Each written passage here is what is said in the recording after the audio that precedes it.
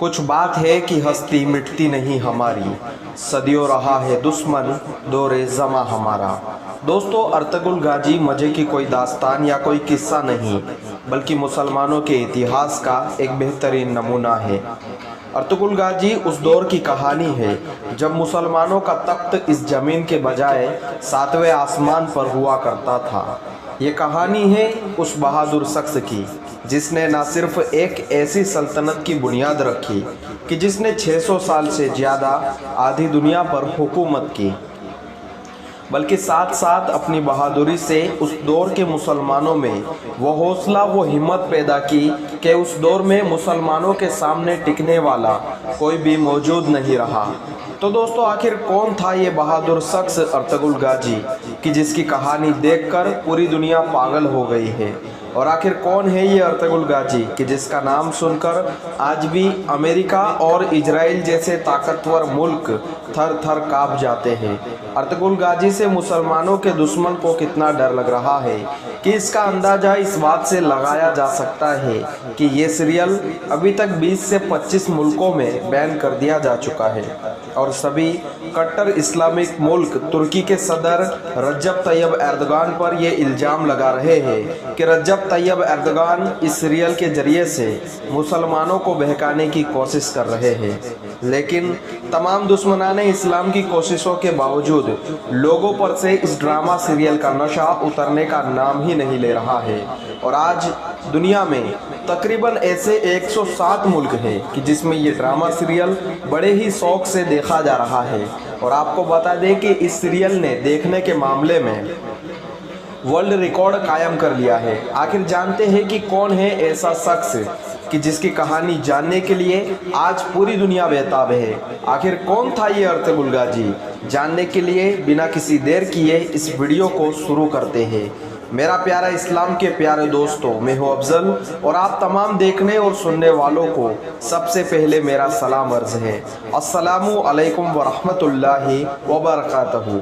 दोस्तों, दरअसल ये कहानी शुरू होती है 13वीं सदी से, जब चंगेज़ खान की मंगोली सेना पूरी दुनिया में लूट मार करती हुई मुसलमानों और यूरोप के भी कई इलाकों पर फतेह हासिल कर रही थी। उस वक्त की ये कहानी थी। मंगोल एक ऐसे वहशी दरिंदे थे जो जहाँ भी जाते थे खून की नदियाँ बहा दिया करते थे।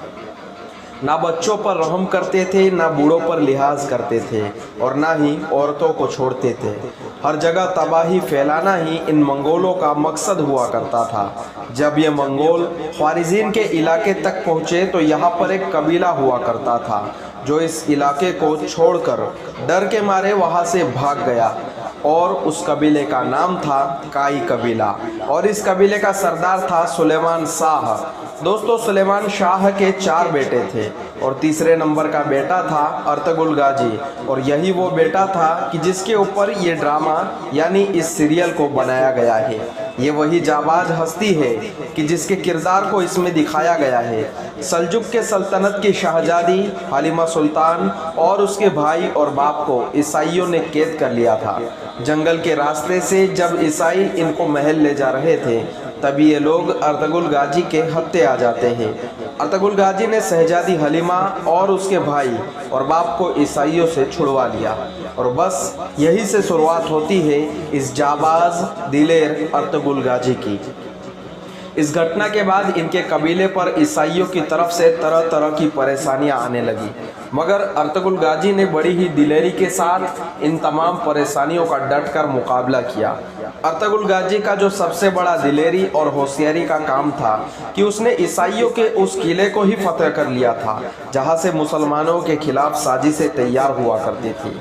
इस किले में बड़े बड़े ईसाई पादरी मिलकर मुसलमानों के खिलाफ एक बहुत बड़ी आलमी जंग की साजिश रच रहे थे, मगर अर्तुगरुल गाजी अपनी बहादुरी के साथ उन तमाम के इरादों पर पानी फेरते चला गया।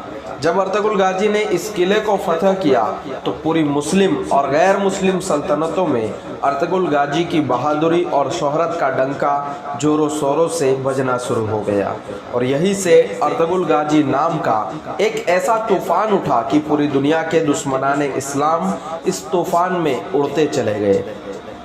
दोस्तों एक बार की बात है कि दरियाए फुरात को पार करते हुए काई कबीले के सरदार और अर्तुगरुल गाजी के बाप दरिया में डूबकर इंतकाल कर गए और इसके बाद कबीले वालों ने अर्तुगरुल गाजी को अपना सरदार चुन लिया, क्योंकि जाहिर है कि अर्तुगरुल गाजी जैसा बहादुर और जहीन शख्स उस कबीले में उसके बाप के बाद और कोई नहीं बचा था।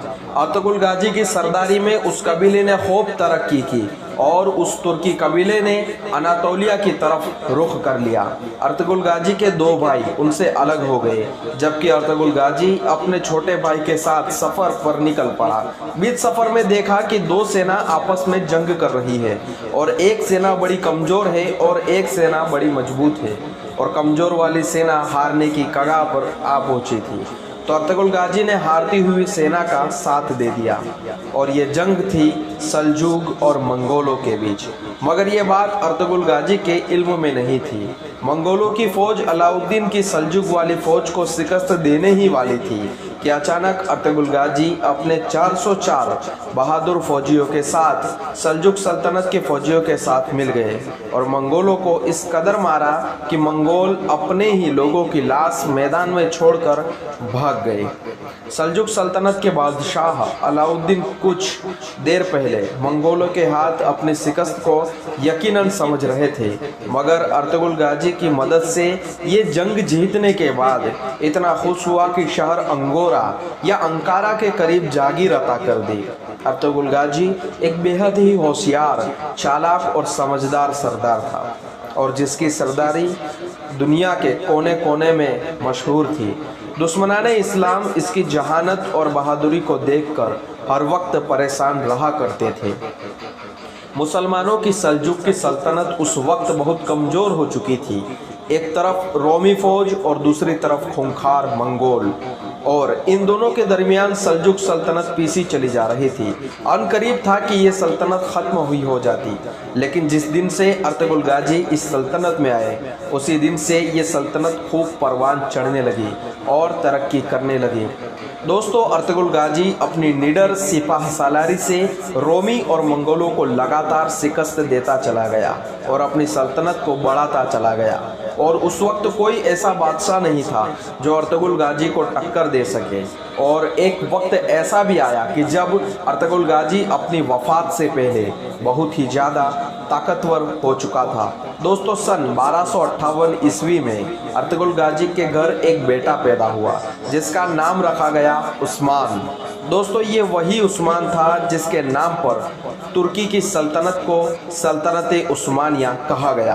दोस्तों उस्मान भी अपने बाप अर्तुगरुल गाजी की तरह ही निडर और बहादुर था।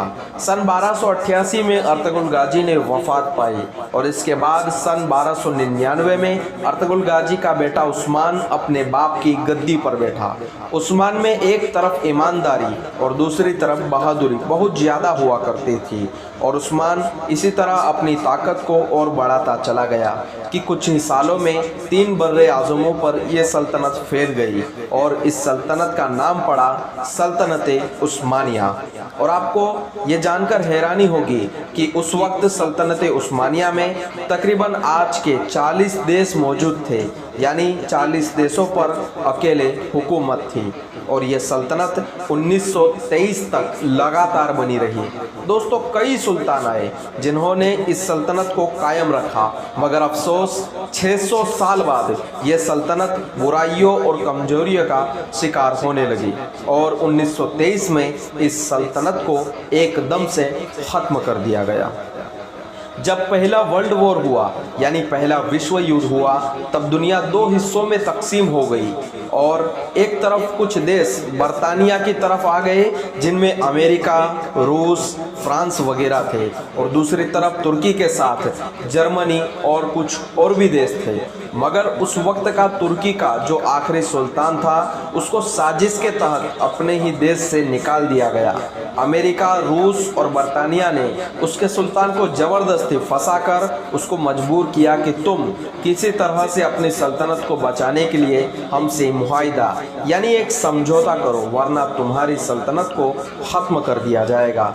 लिहाजा उन तमाम साजिशों के तहत एक समझौता किया गया, एक मुआहिदा किया गया, जिस समझौते को लोजान समझौते के नाम से भी जाना जाता है।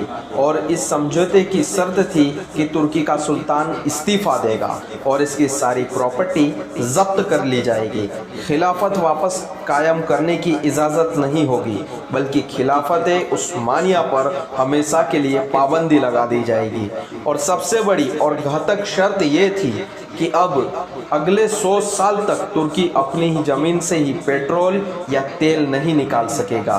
तुर्की को पेट्रोल या तेल दूसरे देशों से ही खरीदना होगा। और साथ ही साथ तुर्की की बंदरगाह पर भी पाबंदी लगा दी गई, जो कि एशिया और यूरोप को आपस में मिलाती है। इसे आलमी मिल्कियत करार दे दिया गया, यानी इस बंदरगाह से किसी भी मुल्क का जहाज गुजर सकता है और तुर्की किसी से भी किसी तरह का कोई टैक्स वसूल नहीं कर सकता। यानी हम दूसरे लफ्ज़ों में कहें तो ये कह सकते हैं कि तुर्की को अगले 100 सालों के लिए एक कोने में बांध कर फेंक दिया गया, यानी अब तुर्की कुछ भी नहीं कर सकता था। और अमेरिका ने अपने गुलाम मुस्तफ़ा गुलाम अर्थात तुर्क, जो कि एक मुस्लिम गद्दार शख्स था, उसको तुर्की का बादशाह बना दिया और जिसने तुर्की को एक सेक्युलर देश घोषित किया, जिसकी वजह से हर तरफ बेहयाई, शराबनोशी और मगरिबी कल्चर आम होने लगा। मगर अब 2023 में ये समझौता ख़त्म होने वाला है और जब ये समझौता ख़त्म होगा तो पहले जैसा तुर्की बिल्कुल भी नहीं रहेगा और तुर्की एक ऐसा देश बनेगा जो अमेरिका और इजराइल जैसे देशों को आंखों में आंख डालकर मुंह तोड़ जवाब देगा। अल्लाह तबारक व ताला ने तुर्की को रजब तैयब एर्दोगान जैसा सदर, जो मुस्लिम उम्मत का दर्द रखने वाला लीडर दिया है और इसी वजह से आज अमेरिका और इजराइल जैसे देश तुर्की को बर्बाद करने की साजिश रच रहे हैं। और ये देश अर्तुगरुल गाजी ड्रामा सीरियल को बंद कराने के लिए तरह तरह की साजिशें करे जा रहे हैं ताकि मुसलमान सोया का सोया रह जाए। मगर अब देर हो चुकी है और हर मुसलमान के दिल में इसका नशा सवार हो चुका है।